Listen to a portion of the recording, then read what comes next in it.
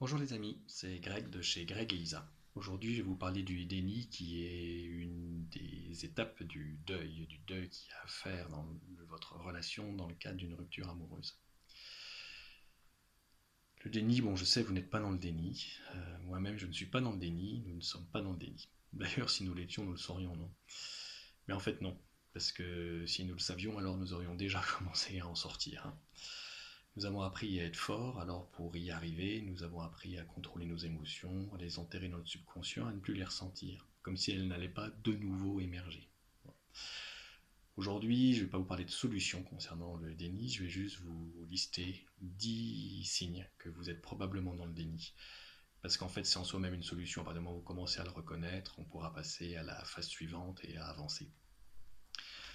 Donc le premier de ces signes, en fait, c'est que vous vous investissez beaucoup dans les problèmes émotionnels de vos amis. Vous êtes devenu un expert sur le sujet, ça vous donne l'impression de maîtriser, alors qu'en fait vous ne faites qu'éviter d'affronter vos propres émotions en vous investissant dans celles des autres. Un deuxième signe éventuel, qui est un petit peu à l'opposé du premier qui était paradoxal, c'est que vous disparaissez de relations pendant longtemps. C'est-à-dire qu'un ami ou une amie a éveillé ou réveillé des émotions fortes que vous n'avez rêvé pas ou vous ne voulez pas gérer. Et donc vous éloignez d'eux, stratégie d'évitement, le temps que le temps fasse son œuvre justement et réussisse à ensevelir cette émotion sous des couches et des couches de quotidien. Un troisième signe éventuel, c'est que vous êtes débordé. Pas une minute pour vous.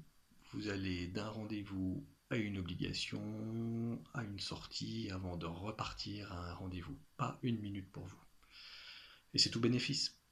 Non seulement vos émotions n'ont pas le temps de vous rattraper, et en plus vous êtes efficace au quotidien. Bravo. Ou alors, vous allez bien. Très bien. D'ailleurs, vous le dites à tout le monde, tout le temps. Bon, vous avez bien quelques petites bouffées d'anxiété passagère et inexpliquées qui se manifestent, mais c'est rien puisque vous allez bien, n'est-ce pas? Tout va bien. Bon, le cinquième signe, qui est l'inverse du quatrième, vous pouvez vous découvrir des sujets d'inquiétude irrationnelle. Là, c'est pas un cancer de l'orbite là qui commence à se manifester. Ou alors cette toux, c'est pas annonciatrice d'une tuberculose. Et mon propriétaire là, il vient pas de me regarder de manière un petit peu bizarre. Et il aurait peut-être pas envie de récupérer son appartement. Ensuite, il faut que je trouve un autre appartement. Bref, ces inquiétudes irrationnelles sont probablement des émotions refoulées qui se manifestent comme elles peuvent et qui cherchent à ressortir. Un sixième signe, eh bien, c'est d'être convaincu que cette rupture c'était un mal pour un bien. Pour ne pas avoir à le dire aux autres ou à vous-même, comment vous gérez ces situations difficiles, eh bien, vous préemptez la discussion, préemptez la réflexion en expliquant pourquoi cette expérience négative est une chance, une opportunité. Et qui sait, peut-être réussirez-vous vous-même à vous en convaincre. Enfin, pour un temps, puisqu'ensuite les émotions reviendront. Un autre moyen de gérer ces émotions, de les nier, c'est de tout planifier et de respecter à la lettre votre planning.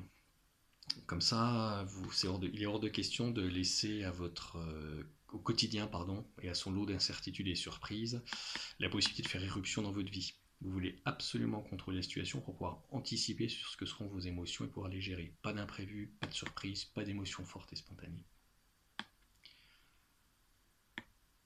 Autrement, plus difficile à analyser, mais ce qui est un signe certain aussi, c'est que vous entamez des relations avec des gens dont vous savez qu'ils ne sont pas faits pour vous.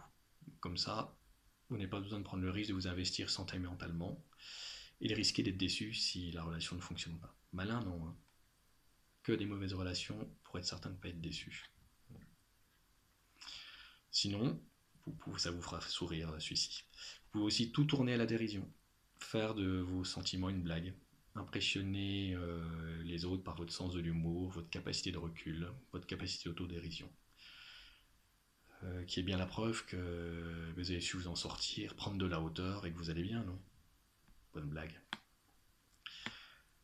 Ou alors enfin, vous projetez l'image de quelqu'un d'indestructible, surface en téflon, rien n'accroche, tout glisse sur vous. Le summum du joueur de poker. Aucune émotion ne filtre. Jamais. Là, c'est bien le problème. Hein. Croyez-vous qu'elles soient ces émotions si elles ne peuvent pas sortir hein. Bon, allez, je sais pas pourquoi je vous dis ça, parce que vous n'êtes pas comme ça, vous n'êtes pas dans le déni. Et moi non plus d'ailleurs. Et si nous l'étions, nous le saurions, non? Allez, réfléchissez à tout ça. À bientôt.